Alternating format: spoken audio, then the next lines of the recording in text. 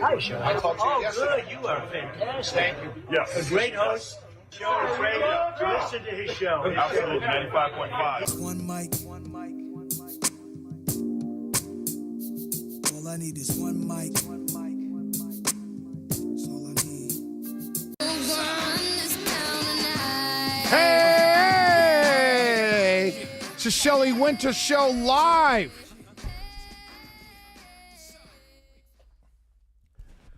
Live, local, topical, and relevant, my friends. I am here.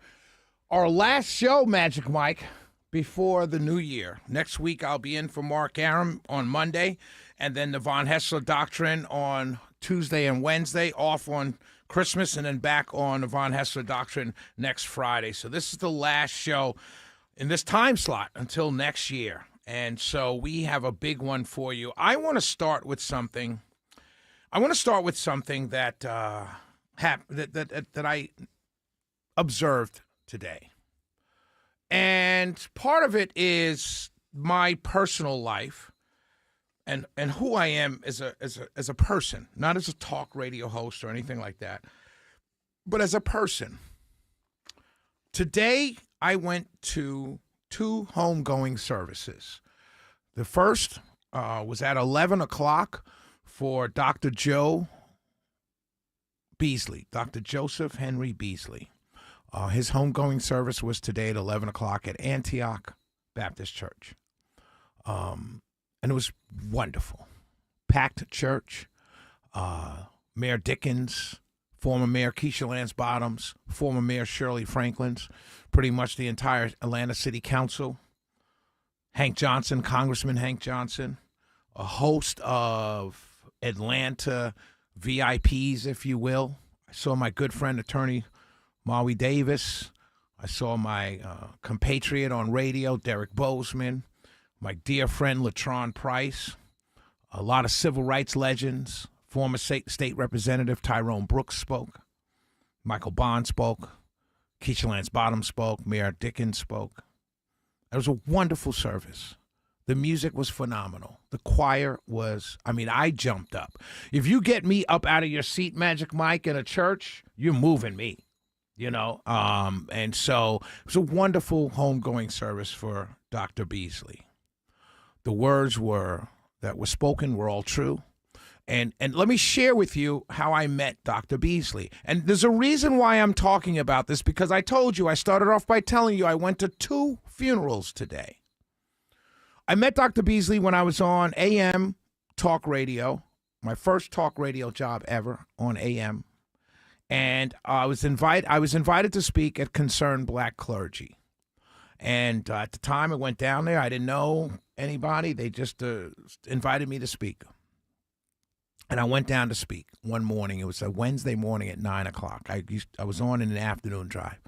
And I was waiting down there. I ate they had breakfast and, donuts and juice and coffee and everything. And I was just sitting around waiting for them to introduce me to speak. And as soon as I got up there to speak, they introduced me, Shelley Winter, as 1380 WAOK AM. That's the station I was at. And I got up to speak. And before I could open up my mouth to say anything, Dr. Beasley stood up and said, "I don't even know why this man is here to speak to us. He is very dangerous." That's what he said. And I was rattled. I spoke, but I was off my game because I didn't know who this person was. I didn't know why he was saying what he was saying. And so anyway, long story short, after the end of my speech, I went up to him. I said, "Hey, my name is Shelley. We got to talk and everything."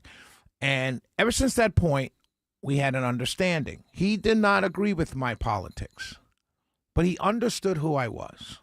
He also understood that there was a role, if you will, for people like me. There was a role for guys like me.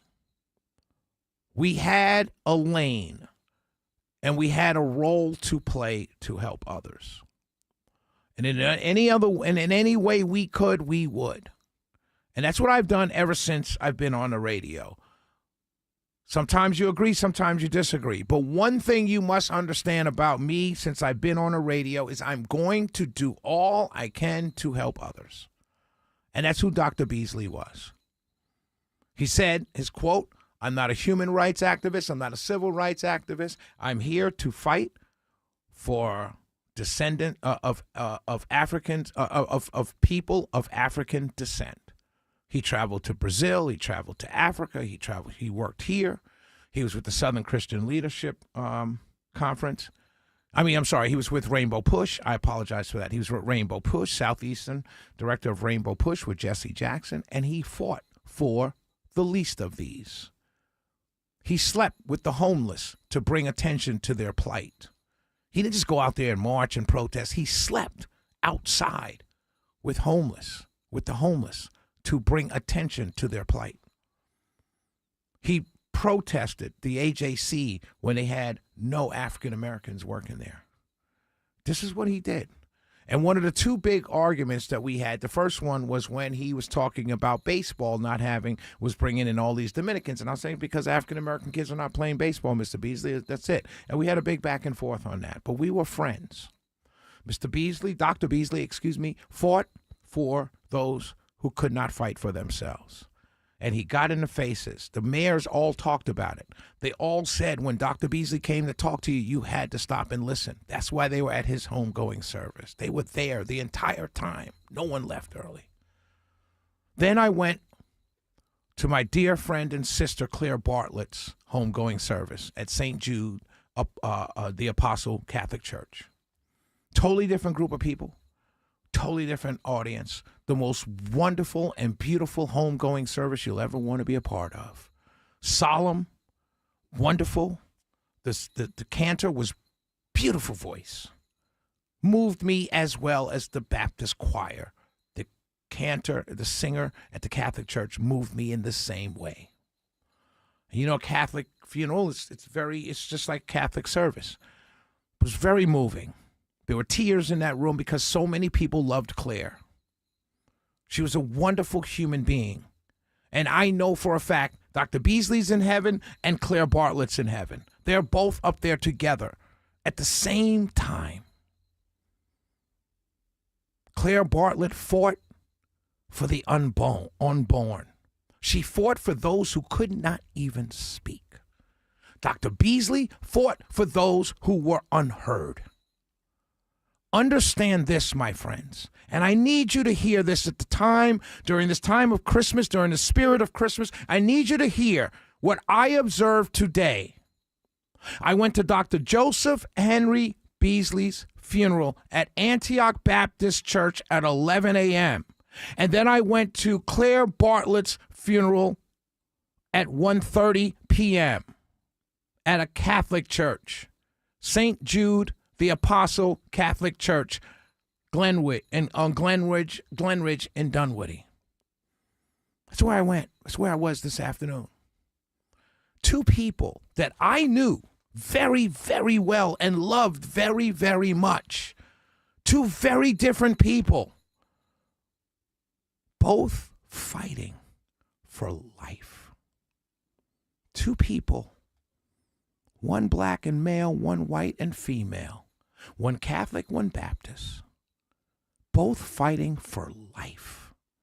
I want you to consider that every time you post some evil, mean, spirited, yelling at people, cursing people out on Facebook, how do you want to be remembered? Because today I remembered my friend Joe Beasley as a loving, kind fighter for people. And I went and remembered my sister, a loving, kind, beautiful woman who fought for people who weren't even born yet. How do you want to be remembered? You want to be remembered as the guy that was right on the facts, right on the politics. You voted right every single time. You voted left every single time. And your posts were always correct? Or do you want to be remembered as a fighter and a defender of human beings? How do you want to be remembered when you go? I know how I want to be remembered. I want to be remembered as my friend Dr. Joe Beasley, as a fighter and defender of all of those of African descent. And I want to be remembered like my good friend and my sister and my beautiful soul and the most loving person you'll ever meet, Claire Bartlett, who is a defender of the unborn. I want people to remember me as a guy that fought for the least of these. I want people to remember me as the guy, hey man, I may not have agreed with his politics, but God doggone it, he fought for those who couldn't fight for themselves. That's how I want to be remembered. God bless you, Mr. Beasley. God bless you, Claire Bartlett. And I promise you, as I sit here right now on December 19th, 2025, they met going up those stairs. They met on the way up that staircase. And he leaned over to her and said, hey, what's your name? And she said, I'm Claire. He said, I'm Joe. And it continued their ascent into heaven. And I had the pleasure of knowing both of them. It's the Shelley Winter Show. 404-872-0750. 1-800-WSB Talk.